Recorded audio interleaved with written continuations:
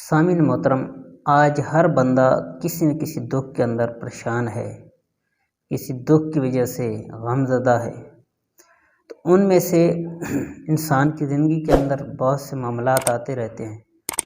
بعض اوقات کسی جگہ درد ہوتا ہے، بعض اوقات کسی جگہ درد ہوتا ہے۔ تو جسم میں کہیں بھی درد ہے، درد کی وجہ سے بے چین ہے، بے آرامی ہے، بے سکون ہے، تو یہ وظیفہ پڑھ لیں، انشاءاللہ آرام آ جائے گا۔ یا مغنی ایک بار پڑھ کر اپنے ہاتھوں پر دم کر کے درد کی جگہ ملنے سے انشاءاللہ عز و جل سکون ملے گا۔ تو جو بندہ درد کے اندر ہوتا ہے اسے سکون کی اس وقت تلاش ہوتی ہے، وہ کہتا ہے کسی ذریعے سے آرام آ جائے، مجھے سکون مل جائے۔ تو جو بندہ یا مغنی پڑھتا ہے اور پڑھ کر اپنے ہاتھوں کے اوپر دم کر کے اس درد والی جگہ پر مل لیتا ہے تو انشاءاللہ اس کو سکون ملے گا۔